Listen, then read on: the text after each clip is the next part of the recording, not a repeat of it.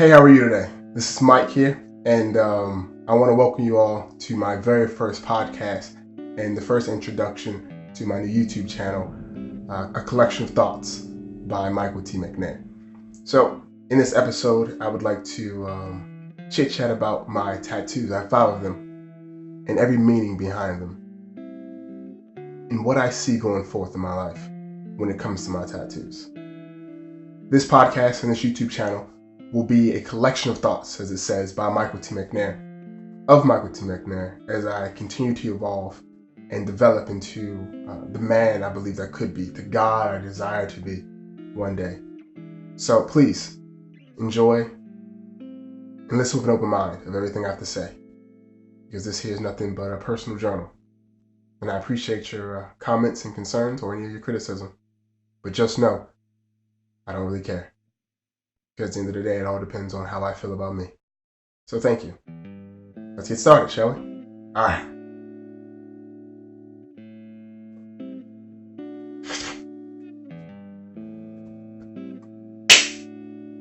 Okay, so I have 5 tattoos. The very first tattoo I got is a bat symbol. I'm a huge fan of Batman. Always have been ever since I was a child. The very first movie I remember was with my father. We went to go see Batman Forever, excuse me. And I remember, I think I was like 3, maybe 4. And he took me out of school and we went on down to the movie theater. And I don't remember anything about the movie theater except it had pillars, these grand pillars. And we got there was a standee, a wooden cardboard cutout figure. And I remember looking up at it and asking my father, who is this man? And he said something along the lines of, this is Batman. He is a superhero with no superpowers. He is just a man that fights for what he believes in and refuses to give up. Something like that. You know, he probably said it a little more swaggery than I just did. But I remember that. Throughout my entire life, I remember that story. I remember that moment. And growing up, whenever I had an issue, I was trying to figure out what's the best way. How can I be a hero? How can I give myself to help others?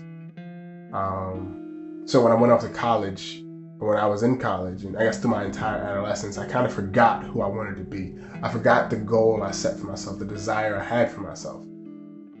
It didn't exist.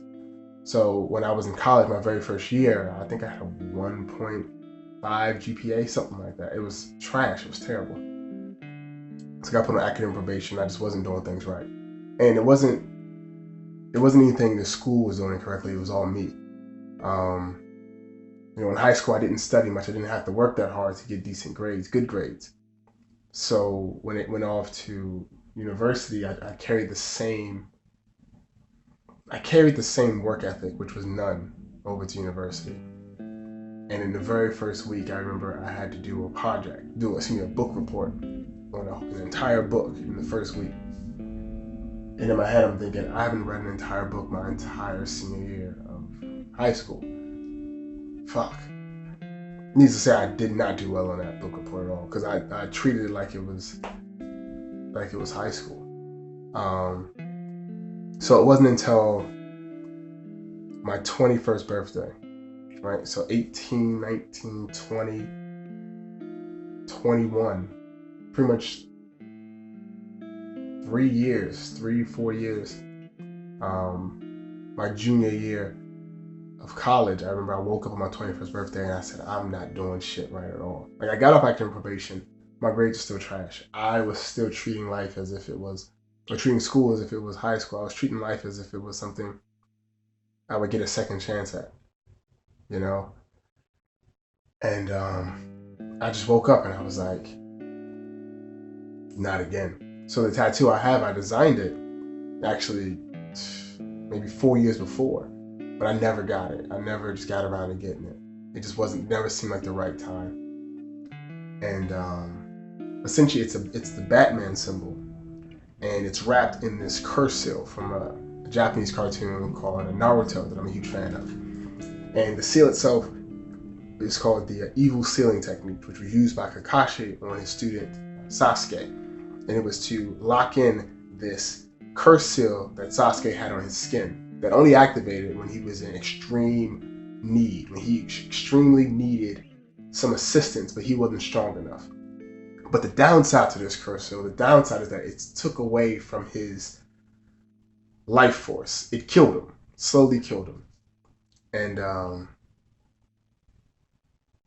yeah, I took that as a pretty powerful little piece there. And I think I drew this when I was like 18. I was like, I want this. But I had no real reason to have it because life was good. And yeah, so I was looking at it and I was like, this is the meaning behind this. And I never knew this was the meaning. Because the Batman symbol, Batman is only as strong as his mental power. If he wasn't mentally strong, he would be worse than the villains that he fights.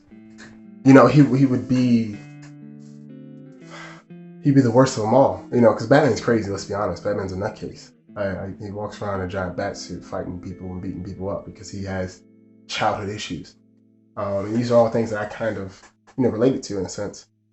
That if I allowed myself to be consumed by my thoughts, my obsessions, that I would turn into someone that was insane, mentally insane, chronically insane, clinically insane. And yeah. So on my 21st birthday, I was like, you know what? I'm not doing anything right. I'm fucking up. So I got this tattoo, and I got it imprinted on my left shoulder, right where Sasuke had his mark. And I got it because the ring around it, the sealing technique around it, signified to me that if I ever broke my willpower, if Batman ever broke his willpower, he would not be the same person. And for me, that was the same deal because the seal itself is only as strong as the bearer's willpower. So I said, if I need to make sure that my willpower stays strong, because if it doesn't, then I'm weak and I'm pathetic and I am a fraction, a quarter, even less of a man than I ever dreamed to be. So that's my first tattoo. That's my first one. Yeah. I've often told people this story, but I've never really listened to it, I guess. But anyway, so the next set of tattoos. Okay, so now I'm gonna tell you all about the other 4 that I got. So the first one is going to be the Nightwing symbol. Nightwing is the first Robin, Dick Grayson, when he gets older. When he goes on his own. And I got this one inked on me because Batman was always kind of envious of Nightwing, right? Or Robin or Dick, however you want to go about it. He was always envious of him. And the reason why is because he was a terrible actor. Dick Grayson, no matter what disguise he tried to put on or person he tried to act like, he could not be himself, right? His personality always shined through that character. Now, Bruce Wayne, Batman, can totally become someone else. He can become anybody. He's really good at that. But it also means he's able to completely abandon who he is as a person at any given point in time. But Nightwing couldn't do that, right? His personality always shined through, no matter what. And Batman was envious of that because he saw that no matter what, like Dick Grayson did, he would always be himself. Bruce Wayne's terrified of letting people close, right? Letting people in. And Dick, not so much.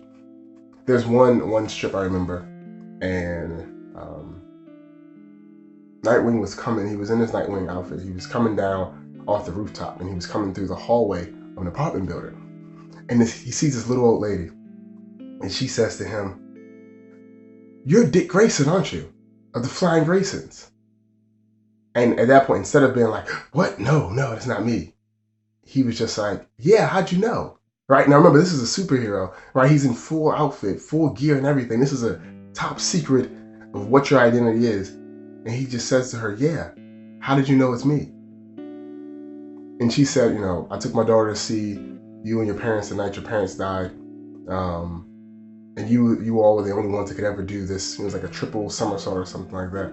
"And I've seen you do it, in the news or whatever, however she saw it. And like the way he moves, she knew that was him."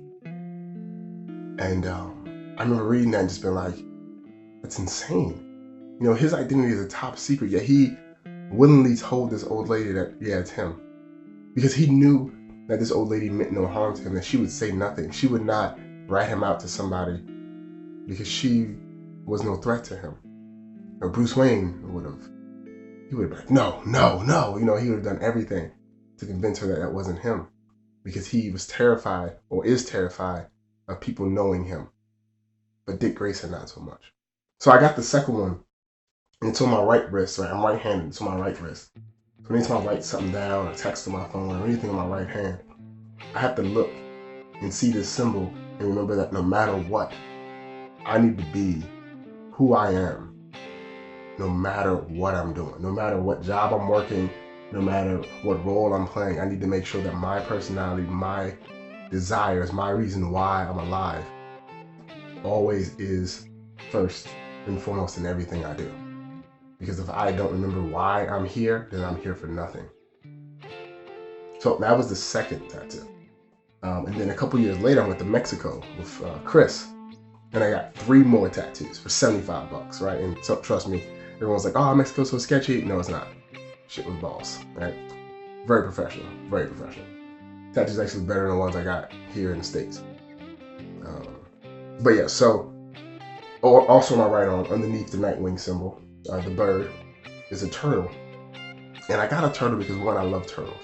And the reason why I love turtles is because sea turtles are the only animals that can dive to the bottom of the ocean, take mud from that bottom of the ocean, bring it to the surface, right? So the way I see it is, turtles have duality, where they can live in the world of water and then live in a world of air or land.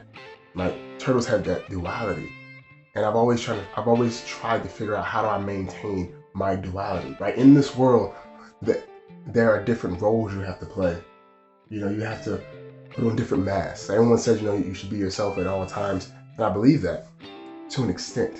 There are times where you need to act a bit differently than you usually would. And just case in point, if you're a hood rat, if you're a little ratchet and you got a ratchet attitude, you have to curb that if you're trying to work in the corporate world. Because you can't do hood rat things in a corporate world unless you own that corporate world. But if you are working with someone else, you can't pop off at the mouth like you usually would to somebody, because you are in that corporate world. So you need to put on that mask of corporate, right? And when you get home, of course, you can take it off and be as ratchet as you want, but you have to wear certain masks at certain times. And for me, the turtle represented that duality, that need to work 2 different worlds, be able to walk the corporate world, talk the corporate world, walk the corporate walk and talk the corporate talk, and be able to go back home and be myself, because you always have to, and this is my personal opinion, have to pick and choose and wear different masks in different situations, because not everyone's going to accept the mask that you usually wear or the mask you're wearing in the last situation.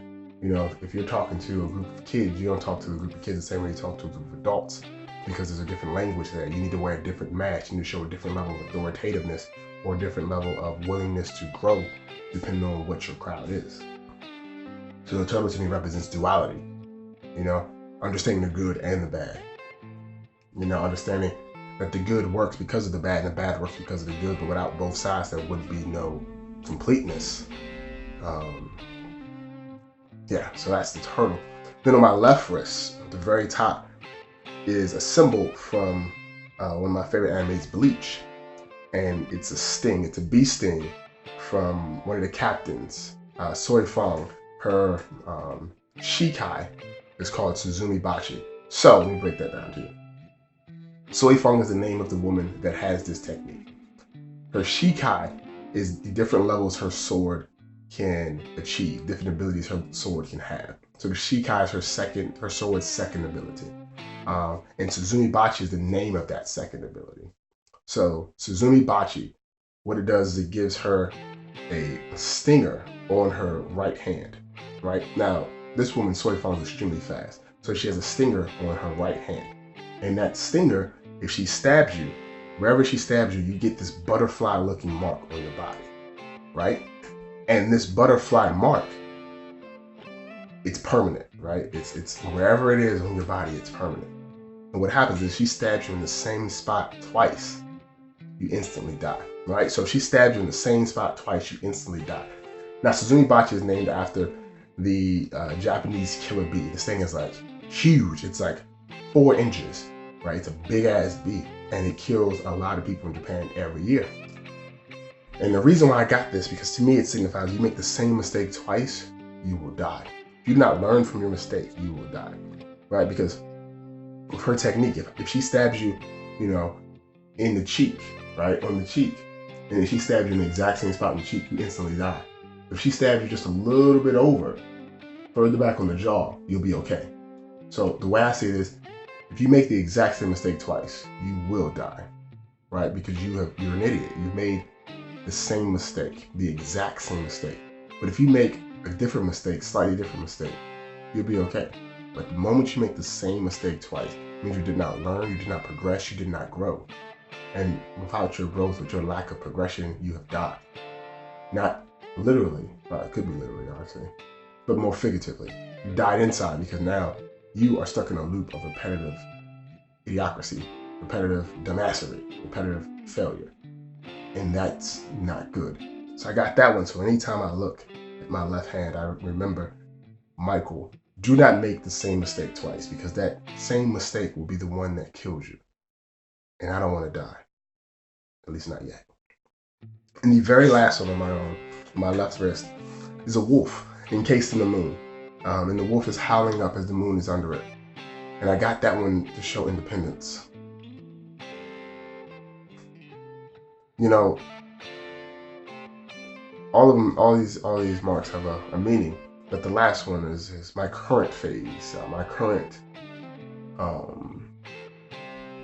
transformation. Because now I understand the importance of working in a pack, because wolves work in packs. But I'm not afraid to work alone. I've never been afraid to work alone, but now I'm more accepting of having others in my circle. That's why it's a half moon, not a full moon, because I'm not fully there yet, but I'm more open to the idea of having people in my circle, right? More people closer to me. It still scares me, but I've opened up to it, to the idea. And you know, that's pretty much it for the wolf. You know, it's just, I still understand the importance of being a solo person, a solo force. But I can understand how much easier things will be with a group. But the group has to be reliable, of course. So for the 4 markings on my arm, it goes, you know, I am a young wolf that was stung by a bee and transformed from a bird while trying to maintain spirituality, duality, and personality of eternal. And what that means is now I'm a wolf, right? I'm a wolf now that is angry and ferocious, yet accepting. And I was stung by a bee, which is life's lesson. As I was being a bird, always be myself, being independent, not relying on others. While I was trying to maintain my sanity. So now I've lost a bit of independence for dependence. And I don't know if it's a good thing or a bad thing. I'm not sure yet whether or not my lack of independence that I've given away, what it is. I just hope I'm on the right path. Because at the end of the day, I'll only get one life that I know of. So I have to make sure I do it correctly.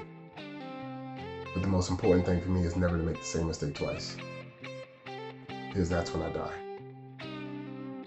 And it will not be a glorious death. It will be a sad and depressing death. Because I knew better. Yep. But yeah, so those are the stories behind my ink. If you have any stories behind your ink, please put in the comments below. Do me a voice message if you're listening on Anchor. I would love to hear your reasoning behind your ink. And if you don't have any reason behind your ink, I want you to think, why'd you get it?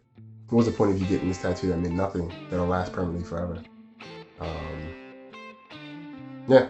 So with that being said, I'm going to bid you all adieu, and bye.